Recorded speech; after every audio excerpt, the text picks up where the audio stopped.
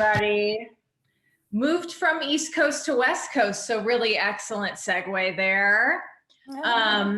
Obviously, I have bangs, so let's just talk about my breakup and get that out of the way.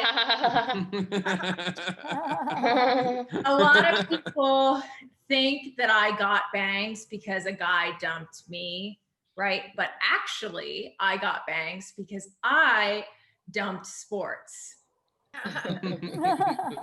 See, it's totally natural to try to win somebody back by getting bangs and be like, look, I'm like so cute without a forehead, right? That's fine. Like, I'm not, that's okay. Do that. But the thing about bangs that you have to recognize is that you do not get bangs if you intend to do any sort of physical fitness regularly.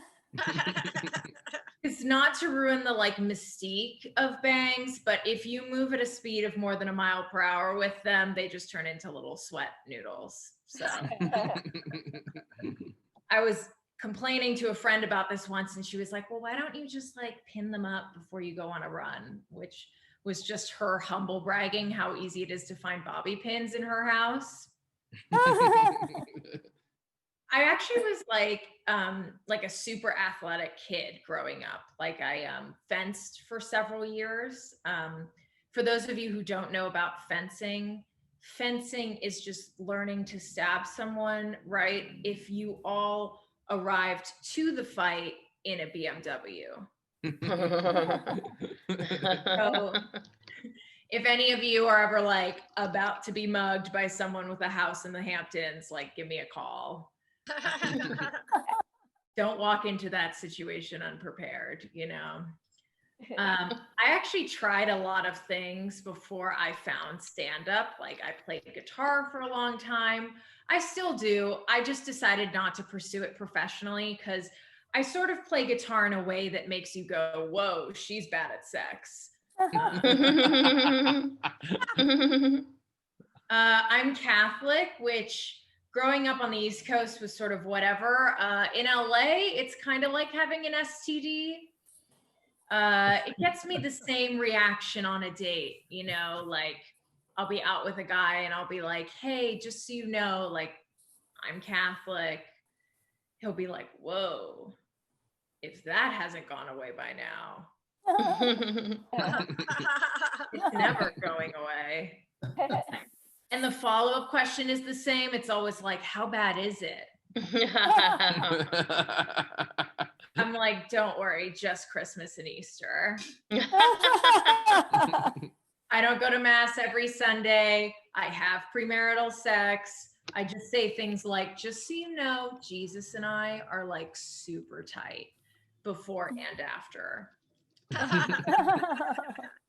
My mom is actually Catholic, but growing up, she didn't pressure me to become Catholic. In fact, the exact opposite. Like Sunday would come around and I'd be like, Mom, where are you going? And she'd be like, don't worry about it.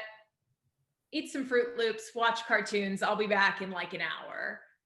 And she was trying genuinely so hard not to influence me, but it wound up being the best reverse psychology scheme because all I heard was, you're not ready to run with the big girls. I was like, I'll show this bitch. I'm going to go get baptized behind her back. I just never got the memo to like take all the rules as seriously as everyone else. I realized like the 10 commandments, I didn't think it was like you have to do all of them. I thought it was like finish what you can. And when I first read, thou shalt not covet thy neighbor's wife, I was like, okay, got it. Not your neighbors, you know, everyone else is okay. But, you know, that just seems kind of reasonable to me. We don't want to get it, you know, make it too awkward. And if you do want to sleep with your neighbor's wife, you just have to get her and her spouse to move. That seems fine. Right? I can compromise there. I do have a boyfriend. His name is actually Chad.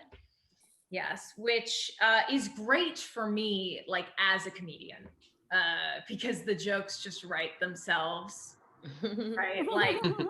Like honestly, I'm very lucky. He's probably like an even better feminist than I am, but it does not matter because his name is Chad. I've just like never met anyone so poorly suited for his own name, you know, like my Chad wears glasses. His favorite baseball cap says the Metropolitan Opera. And he uses phrases like, well, in my musical theater days, before the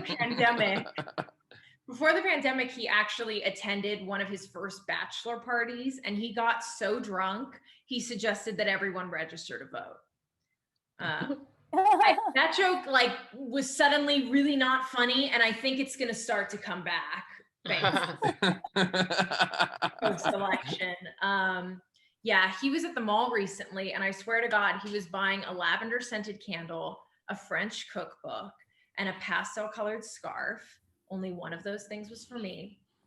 And these mall cops came up to him and they were like, hey, so we've received reports that there's this guy walking around taking pictures up women's skirts. And he was like, oh my God, that's terrible. You know, I'll definitely be on the lookout. And they were like, great. What's your name? And he was like, Chad. And they were like, you're under arrest. Now, there's always someone that messages me after the show that's like, your boyfriend sounds kind of gay, as though that's not exactly my type. Like, I'm sorry if you're into toxic masculinity, but I only like guys that inspire the following conversation. I like him. Like, do you know if he's straight? I think. Anyway, you guys have been lovely. My name is Elkie Tomes. Thank you so much. This is so cool. I love